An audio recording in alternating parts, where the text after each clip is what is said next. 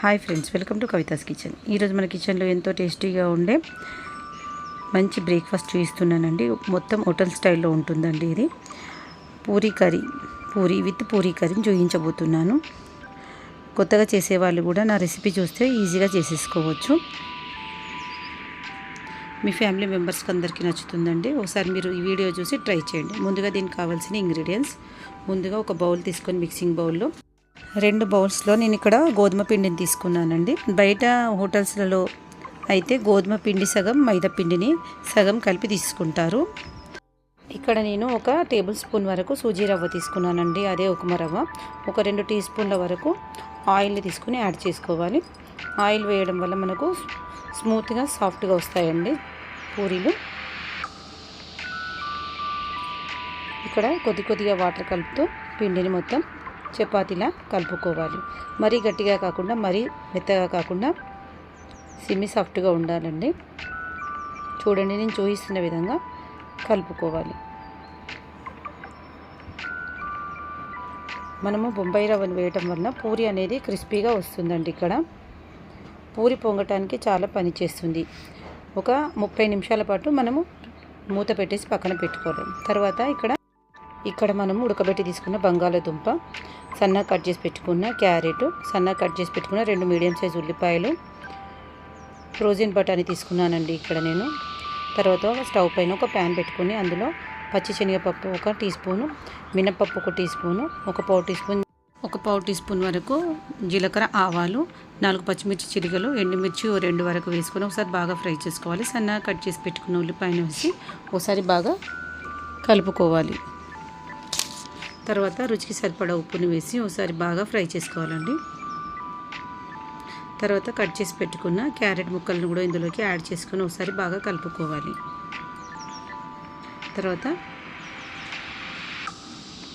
మనం నానబెట్టి పెట్టుకున్న బఠానీ గింజలను కూడా ఇందులోకి వేసేసి బాగా ఫ్రై చేసుకోవాలి. ఒక 2 రెమ్మల కరివేపాకును కూడా ఇందులోకి యాడ్ చేసుకోవాలి.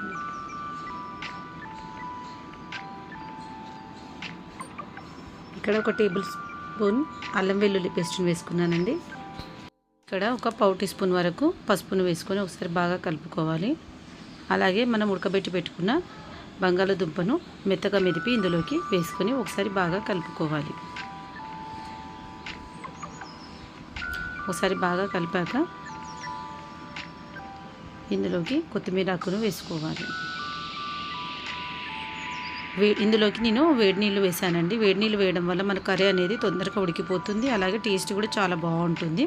రుచికి సరిపడా ఉప్పును వేసుకోవాలి. 1 నిమ్మకాయను నేను రసం తీసి వేసుకున్నానండి.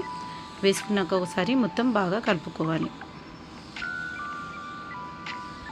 తర్వాత ఇందులోకి నేను బేసన్ వేయలేదండి. ఇందులోకి నేను 2 టీ స్పూన్ల మైదా పిండిని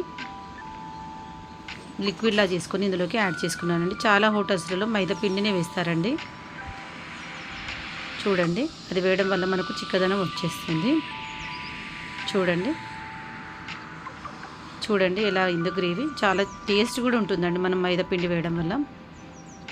మనము శనగపిండి వేయడం వల్ల మనకు గ్యాస్ అనేది ఎక్కువ ఉంటుందండి. అది వేయడం వల్ల మనకు మైదాపిండి వేయడం వల్ల మనం ఎంత కర్రీ తిన్నా కూడా మనకు మైదాపిండి వేయడం వల్ల మనకు గ్యాస్ అనేది ఫామ్ అవ్వదు. ఎంత కర్రీ అయినా తినేసేయచ్చు. సో నేను ఇక్కడ మైదాపిండిని తీసుకున్నానండి. చాలా హోటల్స్లలో మైదాపిండిని యూజ్ చేస్తారు. ఇక్కడ కర్రీ అయిపోయాక దించేసిన తర్వాత మనం పూరి చేసుకోవడానికి స్టవ్ పైన ఒక కడాయి పెట్టి అందులో సరిపడా ఆయిల్ని, డీప్ ఫ్రైకి సరిపడా ఆయిల్ని వేసుకోవాలి. తర్వాత ఇందాక మనం నానబెట్టి పెట్టుకున్న పిండిని ఒకసారి బాగా కలుపుకోవాలి. చూడండి, ఇలా కలపడం వల్ల మనకు పూరి అనేది చాలా పొంగుతుందండి. తర్వాత అన్నిటినీ ఇలా ఈక్వల్ బాల్స్లా రెడీ చేసుకొని పెట్టుకున్నానండి. తర్వాత ఒక బాల్ని తీసుకొని ఇలా పూరీలా ఒత్తుకోవాలి. చూడండి, ఇలా మొత్తం పూరీలా రౌండ్గా స్ప్రెడ్ చేసుకోవాలండి. స్టార్టింగ్ చేసే వాళ్ళకి రౌండ్గా కూడా రాదు, ఏం పర్వాలేదండి. చేస్తుంటే వచ్చేస్తుంది. చూడండి, ఇలా అన్నీ ఒత్తుకోవాలి. చూడండి, ఇలా మరీ పల్చగా చేసుకోవద్దండి. పల్చగా చేసుకుంటే మనకు పూరి అనేది పొంగదు. చూడండి, ఇలా మరీ పలుచగా కాకుండా మరీ మందంగా కాకుండా ఇలా మామూలుగా చేసుకోవాలి నేను చూపిస్తున్న విధంగా. ఆయిల్ అనేది మరీ హీట్ అవ్వకుండా మరీ చల్లగా కాకుండా మామూలుగా ఉండాలండి. మరీ ఆయిల్ హీట్ ఎక్కిపోతే మనకు పూరి అనేది మాడిపోతుందండి. చూడండి ఇలా చూడండి పూరి ఎలా పొంగుతుందో.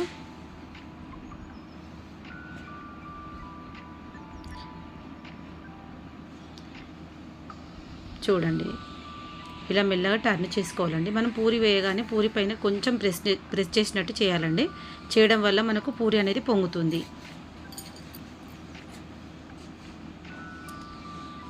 2 సైడ్స్ బాగా కాలాక మెల్లిగా ఒక ప్లేట్లోకి షిఫ్ట్ చేసుకోవాలి.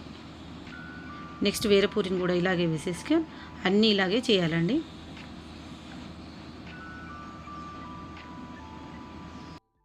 ఇక్కడ నేను గోధుమ పిండిని వాడానండి. చాలా మటుకు హోటల్స్లలో మొత్తం మైదా పిండితో కూడా చేసే హోటల్స్ కూడా ఉంటాయి. మనం హెల్తీగా చేసుకుంటున్నాం కాబట్టి నేను గోధుమ పిండితో చేశానండి. చూడండి నెక్స్ట్ వేరేది కూడా వేసుకొని ఇలాగే అన్నీ ఇలానే చేసుకోవాలి.